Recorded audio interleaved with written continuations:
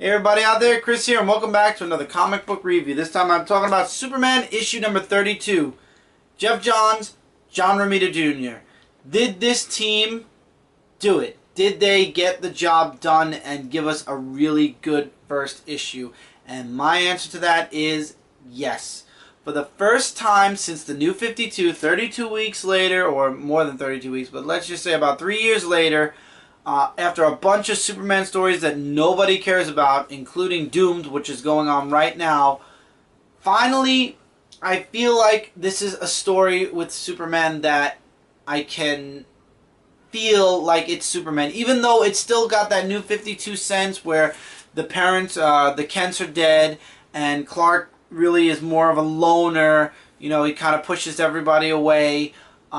It still feels, minus the New 52 aspects, it still feels like a Superman comic, and it's a story that I feel like we're going to like, and it's going to really be amazing. And Geoff Johns, everything he's written so far, I've loved.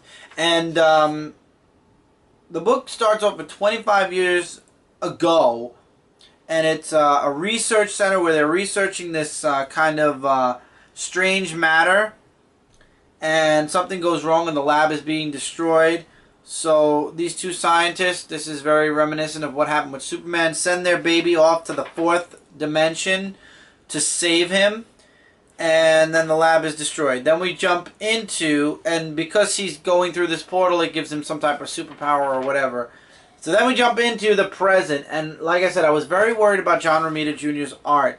It actually isn't that bad. It could be because of the inker, or his artwork could be, you know, progressing. I don't know, but it definitely wasn't as bad as like when I got Avengers #1. And it is the first time that he's on a DC comic book. Yeah, I'm sure a lot of people are very shocked to see his name on a DC book. But anyway, Perry is trying to get Clark to join the planet again.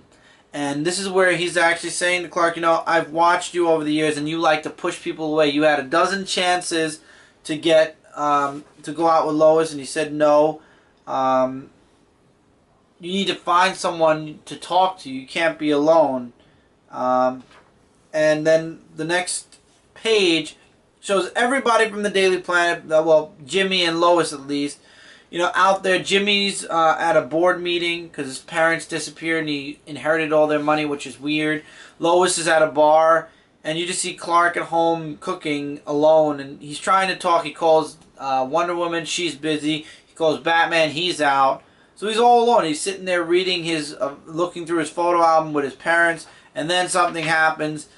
There's a lot of action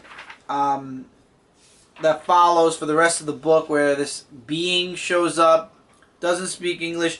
You have this one character that seems to know Clark. He's like, Clark, he says, come on now, Superman. Clark, you always get up when you get knocked down. I taught you that. And it's like, I taught you that. Is this Geoff Johns' way of bringing Jonathan Kent into the picture or something? Because that's weird how he's talking like Jonathan Kent. I always taught you to get up when you get knocked down. I don't think it's Jor-El, that's for sure, because he didn't teach Clark anything. So, and I have a feeling something with the parents is going to happen, because why is Clark looking through his photo album with his parents? A lot of foreshadowing, I feel, that Geoff Johns did here. So after a while, somebody appears out of nowhere, and we all know it's the baby from the very beginning of the book. And him and Superman make quick work of this alien from the fourth dimension, obviously, because that's where he came from. I mean, you could deduce all this. And it turns out that he calls himself Ulysses, but that's not his real name. I forgot what his real name was. It was mentioned in the book. But he believed that Earth was gone and that he was all alone. And then when he came through the portal, he's like, I don't believe Earth is really here.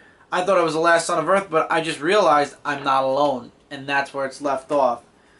And Superman kind of is dumbfounded. And it also says next issue is the new Superman. Left out a lot of stuff. Left you guys with question marks, because this was a really good book. 4 stars out of 5 stars. I take a star away just because it's the first issue and I want to see where this is going before I can completely give a 100% 5-star rating. Do you see that? Yeah. Could you handle that, please? Oh. And but other than that, this is a great book. The artwork was a lot better than I expected. I guess that's a way to put it. Story looks very, very promising. And I really do hope that Jeff Johns stays on Superman for a while. Because if he does, I have a feeling it's definitely going to pick up the book. And like I said, this is the first story since the New 52 where I actually care about Superman. I would highly recommend you guys check this issue out. This is the bombshell cover. The regular cover is equally as awesome. Something to look into. Anyway, that's it for this review, guys. Don't forget to check out Comic Related and ComicFrontline.com. Together, we are your #1 source for comic-related news, reviews, and a whole bunch more. Also, don't forget to check back on here. We have a live show every Tuesday. Feel free, if you like what you see here and you haven't already subscribe to Comic Frontline. We got big things coming this summer and beyond.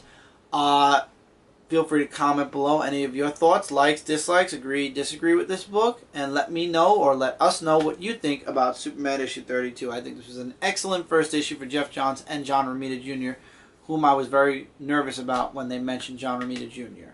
So let us know. And until next time, everybody, keep reading, keep collecting, and I will see you guys in the next review. Take care, everybody.